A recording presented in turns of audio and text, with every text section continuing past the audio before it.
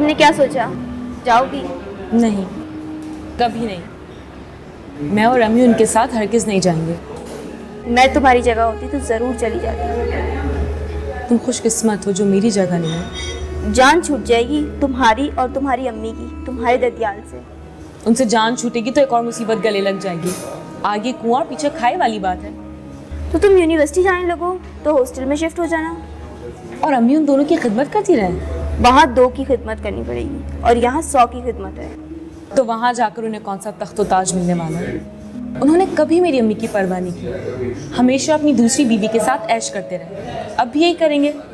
पाकिस्तान से मेड ले जाकर रखने में पैसे लगते हैं, बीवी पर नहीं। तुम्हारी अम्मी क्या कहती हैं? अम्मी चाहती हैं कि मैं चली जाऊं, लेकिन मैं कभी ऐसा नहीं करूंगी, क्योंकि मैं उन्हें अकेला छोड़कर नहीं जाऊंगी।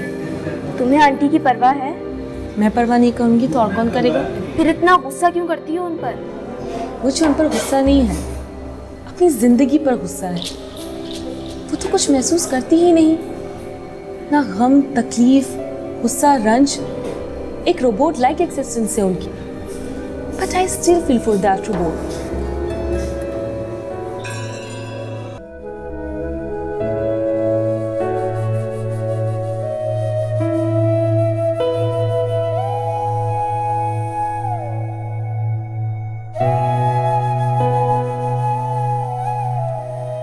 इसीलिए मना करती थी मैं तुम्हें मुइज़ से शादी करने से। अच्छी तरह वाकिफ थी मैं आलिया के मिजाज से, मगर तुमने मेरी एक ना मानी। पहले ही गले में एक फंदा मलिहा की सूरत में पड़ा हुआ है और अब तुम। लेकिन अम्मी, अम्मा जो कुछ भी कहें, मुइज़ ने तो कभी मुझे कुछ नहीं कहा।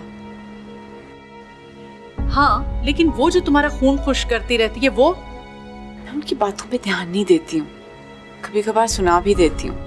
वाकई अम्मी, मैं खुश हूँ उस घर में। अरे मलिहा आपा, क्यों तकल्लुफ किया आपने? मुझे चाय चाहिए होती, मैं खुद ही बना लेती। अरे बेटा, क्यों बना लेती? सारा दिन अपने घर में वहां काम में लगी रहती हो।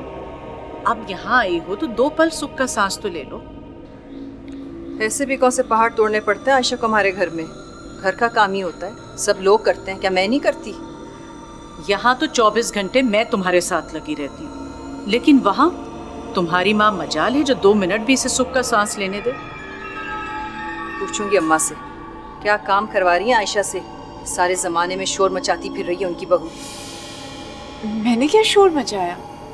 तो फिर किस तरह से शोर मचाते हैं?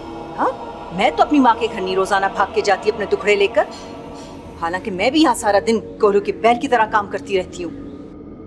कोलू का बैल? खुदा का खौफ करो मलिहा, रात का खाना मैं तुम्हारे साथ पकवाती हूँ, दिन भर मैं लगी रहती हूँ। मासी आती है तो वो सफाई और बर्तन कर देती है। हाँ, तुम अपने बच्चों को जरूर देखती हो, लेकिन कोलू का बैल तुम्हें किसने बनाया? तो झूठ बोल रही हूँ मैं, झूठी हूँ मैं। आपकी तो आदत है बेटी के साथ मिलकर मुझे गालियां सुनाने की। हंगामा क्यों हो रहा है? किस बात पे शोर है? जब से इस घर में आई हूँ ना, इसी तरह सारा घर इकट्ठा हो जाता है मेरी बेइज्जती के लिए। पता नहीं क्या देकर मेरी माँ ने इस घर में मेरी शादी की थी। अरे तो माफ कर दो हमें, गलती हो गई जो तुम्हें ब्याह लाए। चुप हो जाए। ये क्यों चुप होंगी? सब मिलकर मुझे गालियां दो। मलिहा, जाओ यहाँ से। छोटी छोटी बात पे चीख चीख के बोलने लगती हो तुम। सारे ऐब तो आपको मुझ में नजर आते हैं, अपनी माँ और बहन में सारी अच्छाई है। मैंने कहा ना, जाओ यहाँ से। मुझे इस कमरे से ना निकालो, तुम इस घर से निकाल दो मुझे धक्के मारकर, जब भी चैन आएगा इन सब लोगों के दिलों में। शायद ये भी करना पड़े मुझे। हाँ हाँ कर लो तुम, ये भी कर लो तुम, लेकिन याद रखना फिर तुम्हारी बहन धक्के खाती हुई यहाँ आएगी।